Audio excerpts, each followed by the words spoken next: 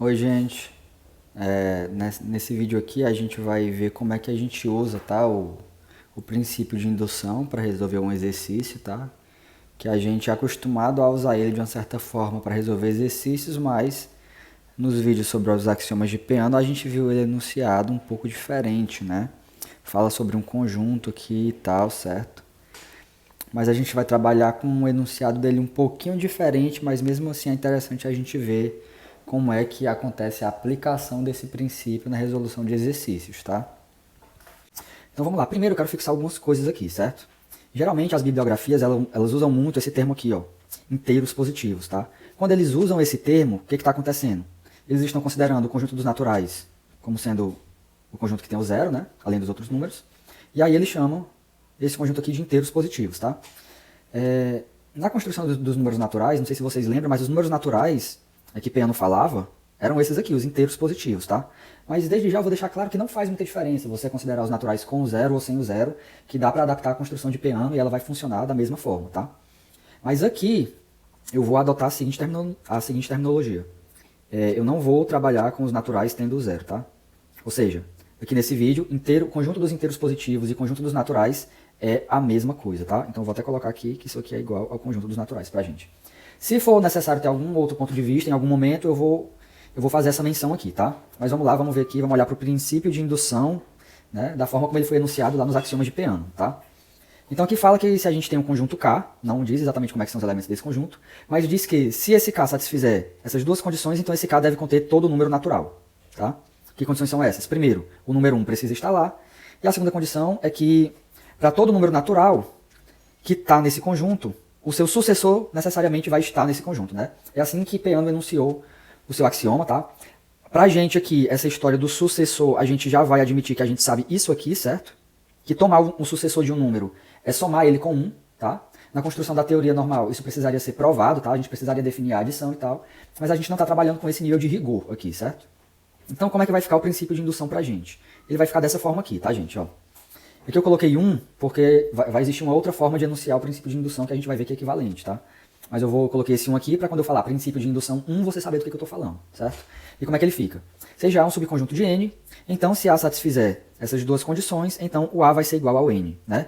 Note que aqui, como eu já estou pegando um cara que está contido em N, se eu usasse essa forma aqui do axioma de indução, eu concluiria que esse conjunto contém todo natural. Se um conjunto ele está contido nos naturais e ele contém os naturais, a teoria de conjuntos diz pra gente que esses conjuntos vão ser iguais. Por isso que eu já concluí isso aqui, tá? Então a gente vai trabalhar nesse contexto aqui, certo? E as condições são essencialmente as mesmas, né? Que a gente quer que o número 1 esteja no conjunto e que para todo número natural do conjunto, que eu não preciso falar que é um número natural, porque esse meu conjunto já é um subconjunto dos naturais, então eu quero que o seu sucessor também esteja lá. E como eu falei, aqui a gente já está se valendo dessa propriedade aqui, que a priori deveria ser provado, tá? Mas isso é para uma visão mais analítica, por exemplo, no curso de análise ou no curso de construção dos conjuntos numéricos, certo? Então esse aqui vai ser o nosso princípio de indução 1, tá? A gente vai ter ele como um axioma mesmo, tá? Isso aqui vai ser uma lei pra gente, isso aqui é uma verdade, tá? Que a gente vai usar bastante, certo? Então vamos seguir aqui, ó. Aqui é o princípio de indução 2, né? Que a gente vai chamar assim, vários autores chamam de princípio de indução forte, ou coisa desse tipo. Ele é bem semelhante ao primeiro, tá? Não dá pra deixar os dois na tela, seria legal, mas enfim. A gente começa com o subconjunto dos naturais, igual na forma anterior, e aí, se esse subconjunto satisfizer duas condições, então vai acontecer a mesma coisa. Ele vai ser igual a todo o conjunto dos números naturais. A primeira condição é a mesma, tá? Só que na segunda condição ela é um pouquinho diferente. No lugar de eu querer que o K pertencer ao conjunto implique que o seu sucessor também está no conjunto, na verdade eu vou ser um pouco mais relaxado. Eu não vou precisar somente do K estar no conjunto para mim poder concluir isso aqui. Eu vou precisar que todos os números naturais até o K, eles estejam no meu conjunto para que eu possa concluir que o seu sucessor está no conjunto, né? Ou seja, aparentemente esse aqui eu só vou poder usar ele quando eu tiver um pouco mais de informação, certo? E o próximo princípio que a gente está vendo aqui é esse aqui, o princípio da boa ordem, certo? Ele tem um enunciado bem diferente dos outros dois princípios. Ele diz o seguinte: se você tem um subconjunto dos números naturais e ele é não vazio, então esse cara possui um elemento mínimo. Olha só. Vamos entender o que significa essa história do elemento mínimo, né? O que isso aqui está dizendo? Isso aqui está dizendo que vai existir um certo rapaz aqui, que eu vou chamar de x0, pertencente ao meu conjunto A, tal que esse rapaz ele vai ser menor do que todo mundo, onde isso vai valer para todo n pertencente ao meu conjunto A, certo? Preste atenção, tá? Esse princípio aqui ele é bem diferente, assim, o enunciado dele é bem diferente dos outros dois, tá? Aqui a gente não tem conclusão de que o A é igual ao conjunto dos naturais, tá? Eu separei um exercício, né, para a gente ver como é que seria o uso desse princípio de indução para resolver problemas, tá? Depois eu vou fazer um outro vídeo comentando a equivalência desses três princípios, certo? Para vocês entenderem que eles de fato são equivalentes, certo? Ou seja, eles vêm realmente lá do axioma de Peano, tá? Mas como objetivo final desse vídeo eu quero só comentar como é que a gente usa um desses princípios para resolver um problema, né? Já que todos eles falam sobre um subconjunto dos números naturais e quando a gente é acostumado a ver indução sendo usada para resolver problemas, geralmente a gente não vê menção a nenhum conjunto, certo? Então eu vou tentar fazer isso de uma forma um pouco rápida para não ficar muito longa e vou ser um pouco rigoroso, tá? Ó, deixa eu colocar aqui a solução.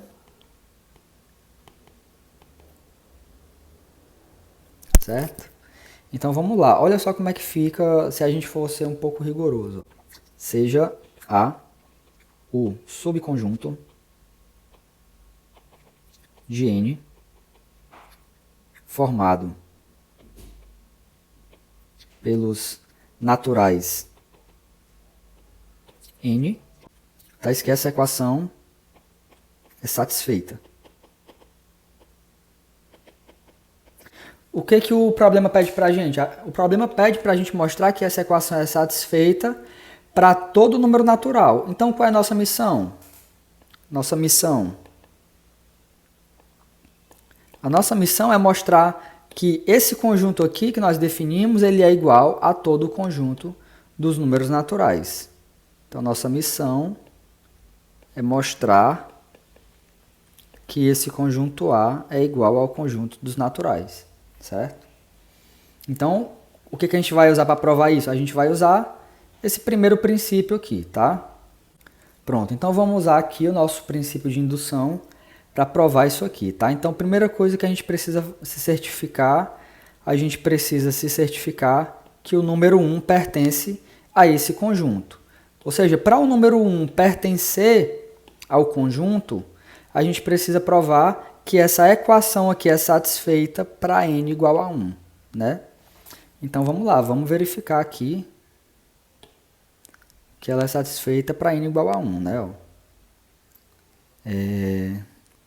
Note que o 1 ele pertence. Eu vou separar aqui, tá? Para ficar claro que isso aqui é mais uma cola para a gente poder ficar olhando o princípio de indução. Agora, ok. Note que 1 pertence a A, pois a equação é verificada para n igual a 1, né? Como é que a gente vê? A gente tem 1 ao quadrado, né? Essa sequência aqui, ela vai ter que ir só até o 1, n vai ser 1.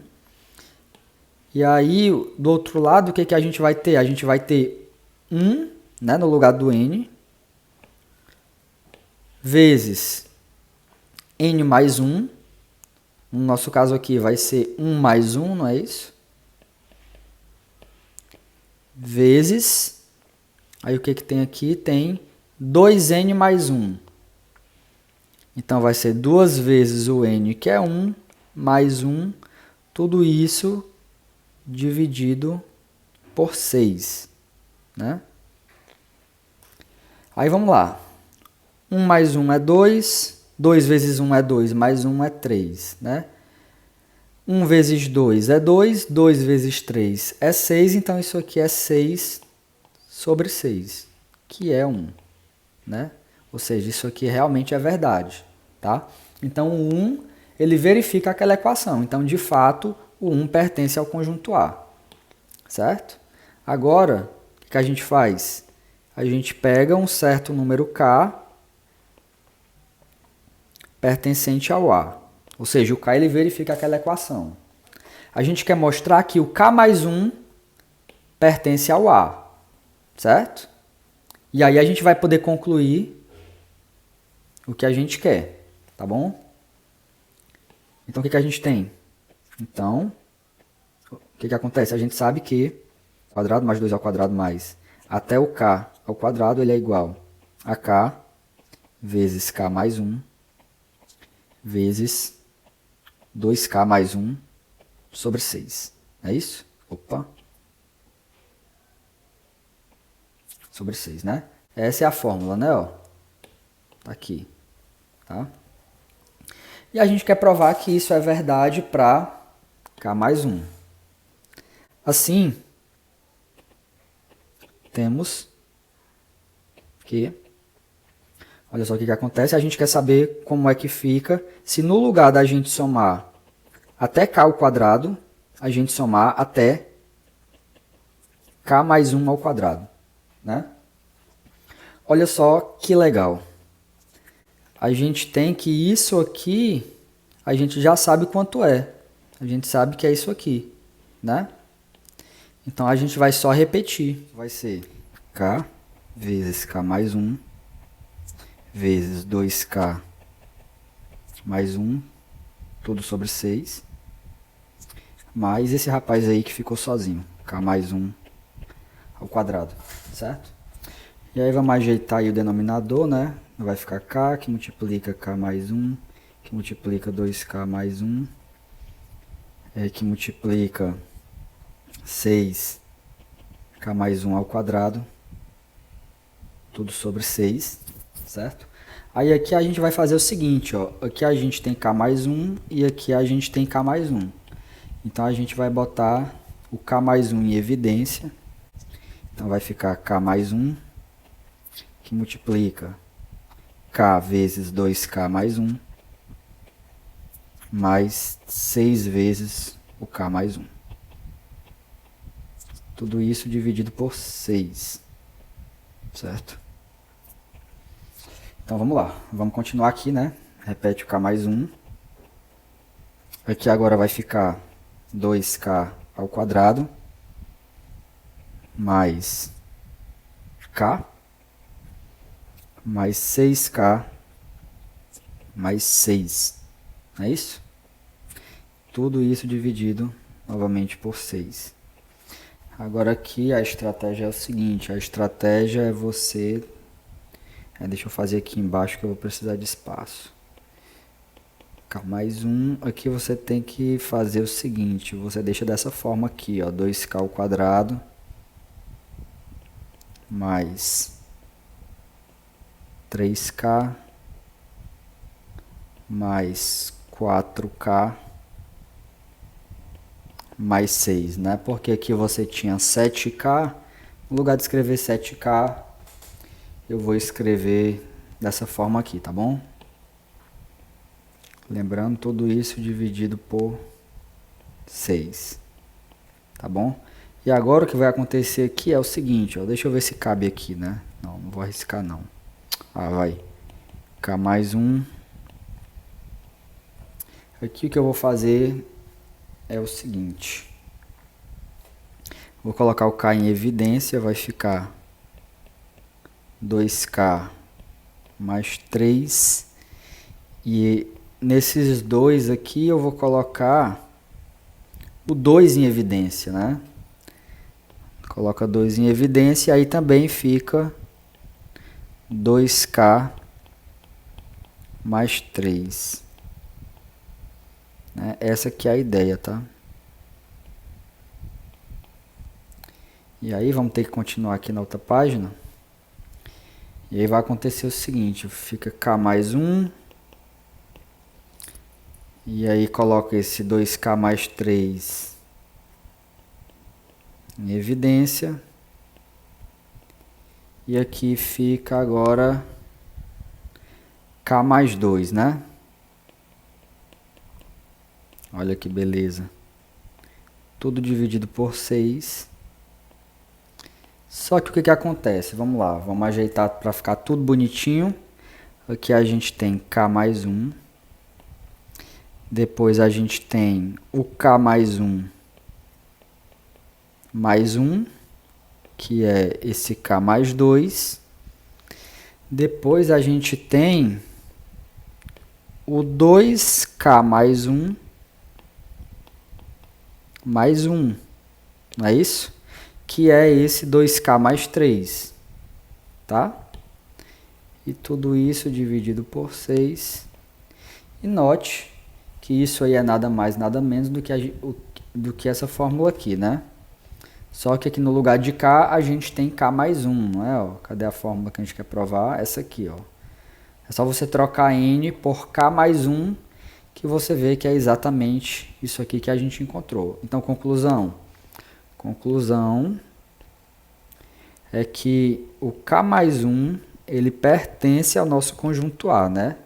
E para provar isso, lembre-se que nós usamos isso aqui, né? E de onde é que vem isso aqui? Vem do fato do K pertencer ao conjunto A. Ou seja, nós usamos o fato de que K pertence ao conjunto A para provar que K mais 1 pertence ao conjunto A. Certo? Então, segue do princípio